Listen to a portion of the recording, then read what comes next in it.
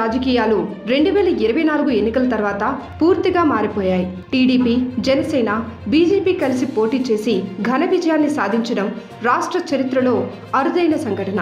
3 పార్టీలు ఒకే వేదిక మీద నిలబడి ప్రజలను ఉద్దేశించి మాట్లాడడం, పరస్పర గౌరవంతో ముందుకు సాగడం ఇవన్నీ ప్రజల్లో భారీ విశ్వాసాన్ని కలిగించాయి. ముఖ్యంగా 10 సంవత్సరాల తర్వాత చంద్రబాబుకు వచ్చిన తిరుగు అవకాశాన్ని ప్రజలు ఓటు రూపంలో స్పష్టంగా ఇచ్చారు. పవన్ కళ్యాణ్ పోరాటం, జనసేన పట్టు, టీడీపీ అనుభవం ఈ మూడింటి మిశ్రమమే ఈ కూటమిని అధికారంలోకి తీసుకొచ్చింది. అయితే ఎన్నికలు పూర్తయ్యాక పరిస్థితి పూర్తిగా వేరైంది. కూటమి ప్రభుత్వం అధికారంలోకి రాగానే సమన్వయం, బాధ్యత పంచుకోవడం, నిర్ణయాల ప్రక్రియ ఇవన్నీ కొత్త పరీక్షలయ్యాయి. ప్రచారంలో అన్నీ బాగానే కనిపించినా కార్యాచరణలో మాత్రం 3 పార్టీల ఆలోచన విధానం వేరు కావడం వల్ల చిన్న చిన్న విభేదాలు వెంటనే బయటికి రావడం మొదలైంది. మొదటి పెద్ద వివాదం పిఠాపురం వర్మ వ్యవహారం. మంత్రి వర్మ చేసిన వ్యాఖ్యలపై వచ్చిన విమర్శలు, జనసేన వర్గం నుండి వచ్చిన ప్రతిస్పందనలు ఇవి కూటమికి మొదటి షాక్. తర్వాత రేషన్ బియ్యం అంశంలో నాదెళ్ల నారాయణపై ఆరోపణలు రావడం మరోసారి వివాదం రేపింది.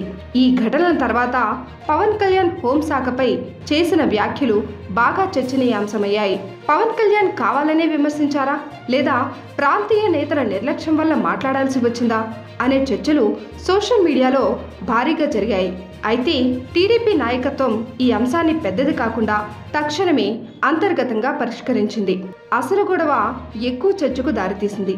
అసెంబ్లీలో బాలకృష్ణ చేసిన కామెంట్లతో చిరంజీవి పేరును చిన్నగా చేశారని జనసేన క్యాడర్ తీవ్ర ఆగ్రహం వ్యక్తం చేయగా బాలకృష్ణ అభిమానులు దీన్ని తప్పుగా అర్థం చేసుకున్నారని అన్నారు. ఈ ఒక్క ఘటనే 2 పార్టీలకు సోషల్ మీడియాలో పెద్ద యుద్ధాన్ని తెచ్చింది. చివరకు చంద్రబాబు మరియు పవన్ కళ్యాణ్ నేరుగా సమావేశమై వ్యవహారాన్ని చల్లార్చాల్సి వచ్చింది. ఇంతలో లూలు మాల్ భూముల వ్యవహారం మరో వివాదంగా మారింది. జనసేన నేతలు ఈ ఒప్పందంపై ప్రశ్నలు లేవనెత్తగా టీడీపీ దీనిని అభివృద్ధి ప్రాజెక్టుగా సమర్థించింది.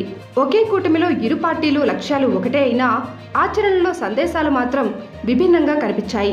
ఇప్పుడు తాజాగా భీమవరం డీఎస్పీ వ్యవహారం మరోసారి మీడియా దృష్టిని ఆకర్షించింది. పోలీస్ వ్యవహారాల్లో రాజకీయ జోక్యం ఉందా లేదా జిల్లాలో పార్టీ కార్యకర్తల మధ్య విభేదాలు తీవ్రంగా పెరిగాయా అనే ప్రశ్నలు ముందుకొచ్చాయి. మొత్తం మీద 3 నెలల్లో ఎన్నో చిన్న పెద్ద వివాదాలు కూటమి ప్రభుత్వ సమన్వయంపై ప్రశ్నలను లేవనెత్తాయి. కానీ ఈ సమస్యలు ఎందుకు వస్తున్నాయి, ఎందుకు నిలకడగా శాంతి నెలకొనట్లేదు అనేది ముఖ్యమైన ప్రశ్న. మొదటి కారణం నియోజకవర్గ స్థాయిలో ఉన్న ఆధిపత్య పోటీ. టీడీపీ ఇక్కడ బలంగా ఉంది, జనసేన అక్కడ బలంగా ఉంది. కానీ ఇప్పుడు అధికారంలో ఉన్నది కూటమి కాబట్టి అభివృద్ధి నిధుల విషయంలోనే కాకుండా పదవుల విషయంలో కూడా అసంతృప్తులు పెరుగుతున్నాయి. ఎవరు ప్రధాన పాత్ర పోషించాలి, ఎవరి మాట వినాలి అన్న దానిపై క్రింద స్థాయి నేతలు ఒకరితో ఒకరు బిగుసుకుపోతున్నారు. రెండవ కారణం నామినేటెడ్ పోస్టులు. ప్రతి పార్టీకి తమ తమ అభ్యర్థులున్నారు. మంత్రులు ఒక పార్టీకి చెందినవారు కావడంతో పదవులు సర్దుబాటు చేస్తున్నప్పుడు అసంతృప్తి ఎక్కువవుతుంది. ఇక్కడే కూటమి ప్రభావం బలహీనపడుతోంది. ఇక మూడవ కారణం వ్యక్తిగత అహంకారం మరియు పాత కక్షలు. ఎన్నో సంవత్సరాలుగా 2 పార్టీలు వేర్వేరు మార్గాల్లో నడిచాయి, ఒకరినొకరు విమర్శించుకున్నారు. ఇప్పుడు ఒక్క రోజులోనే ఆ చరిత్ర మాయం కాదు కదా. పాత అసహనం మళ్లీ బయటపడుతోంది. నాలుగవ కారణం సోషల్ మీడియా యుద్ధం. నాయకుల కంటే ఎక్కువ క్యాడర్ మధ్య పోటీ ఉంది. ఎవరు పెద్దవారు, ఎవరి పార్టీ బలమైంది అనే అహంకార పోరు సోషల్ మీడియాలో తీవ్రమైంది. ఈ చిన్న వ్యాఖ్యను కూడా భారీ వివాదం చేస్తూ పోస్టులు, రీల్స్, మీమ్స్ రావడం కూటమి శాంతిని పూర్తిగా దెబ్బతీస్తోంది. ఇక 5వ కారణం క్రమశిక్షణ లోపం. ఎన్నికల సమయంలో 2 పార్టీలు కఠిన నియంత్రణతో పనిచేశాయి.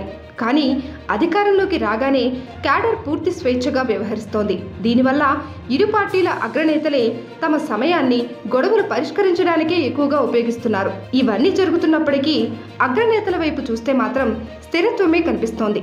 చంద్రబాబు రాజకీయ అనుభవం, పవన్ కళ్యాణ్ ప్రజాదరణ, బీజేపీ జాతీయ స్థాయి మద్దతు ఇవి 3 కలిసి కూటమిని నిలబెట్టి ఉన్నాయనే చెప్పాలి. అగ్రస్థాయి నాయకులు పరస్పర గౌరవంతో నిర్ణయాలు తీసుకుంటున్నారు. సమస్యలు వచ్చినప్పుడు సున్నితంగా పరిష్కరించుకుంటున్నారు. పవన్ కళ్యాణ్ పదే 15 సంవత్సరాల కూటమి అవసరమని మాట్లాడటం కూడా కూటమి శక్తిని ప్రజలకు గుర్తు చేస్తోంది. అయితే ప్రశ్న మాత్రం ఒకటే, క్రింద స్థాయి నేతలు ఈ సందేశాన్ని ఎందుకు అర్థం చేసుకోవటం లేదు? ఎందుకు పెద్ద మనుషులు చెప్తున్న శాంతి, అవగాహన, సమన్వయాన్ని పాటించడం లేదు. ఇక్కడ ప్రజల స్పందన కూడా చాలా ముఖ్యమైనది. సాధారణ ప్రజలు మాత్రం కూటమిలో గొడవలు పట్టడం ఇష్టపడటం లేదు. ఎన్నికలు గెలుచుకున్న వెంటనే అభివృద్ధి మొదలు కావాలి, ఉద్యోగాలు రావాలి, పరిశ్రమలు రావాలి, ధరలు తగ్గాలి అంతే. కానీ పార్టీలు ఒకదానితో ఒకటి కొట్లాడితే ప్రభుత్వ పనితీరు సరిగ్గా సాగదని ప్రజలు స్పష్టంగా చెప్తున్నారు. అందుకే సోషల్ మీడియాలో కూడా చాలామంది శాంతి పాటించాలని సూచిస్తున్నారు. ఇప్పటి పరిస్థితిని చూస్తే కూటమి భవిష్యత్తు పూర్తిగా నేతల సమన్వయంపై ఆధారపడి ఉంది. క్రింది స్థాయి నేతలు అహంకారాన్ని పక్కన పెట్టి పరస్పర గౌరవంతో ముందుకు సాగితే కూటమి దృఢంగా నిలబడుతుంది. లేదంటే చిన్న గొడవలే, పెద్ద సమస్యలే ప్రభుత్వ ఇమేజ్కు నష్టం కలిగించే అవకాశం ఉంది. అయితే అగ్రనేతలు చేస్తున్న ఒక పని మాత్రం ప్రశంసనీయమైనది. వారు ఎప్పటికప్పుడు కార్యాచరణ వేగాన్ని పెంచుతూ ప్రతి గొడవను సైలెంట్గా సెటిల్ చేస్తూ ముందుకు సాగుతున్నారు. అలాగే అభివృద్ధి పనులకు, కొత్త పెట్టుబడులకు ప్రాధాన్యమిస్తున్నారు. ఈ చర్యలు క్రమంగా కూటమి స్థిరంగా ఉందనే నమ్మకాన్ని పెంచుతున్నాయి. మొత్తం మీద కూటమి భవిష్యత్తు ఒకే మాటపై ఆధారపడి ఉంది: సమన్వయం. ఇది ఉంటే కూటమి ప్రభుత్వం మరో 10 సంవత్సరాలు సునాయాసంగా కొనసాగగలదు. లేకపోతే చిన్న చిన్న విభేదాలే భారీ రాజకీయ ప్రమాదాలుగా మారే అవకాశం పూర్తిగా ఉంది. ఇది ఆంధ్రప్రదేశ్ కూటమి ప్రభుత్వంలో జరుగుతున్న అంతర్గత పరిస్థితుల పూర్తి విశ్లేషణ. ఈ వీడియో మీకు ఎలా అనిపించిందో కామెంట్స్లో మెన్షన్ చేయండి. అలాగే మీ ఫ్రెండ్స్ అండ్ ఫ్యామిలీ మెంబర్స్తో ఈ వీడియోని షేర్ చేసుకోండి. మన ఛానల్ని మొదటిసారిగా చూస్తున్నట్లయితే ఇప్పుడే ఛానల్ని సబ్స్క్రైబ్ చేసుకోండి. Thanks for watching.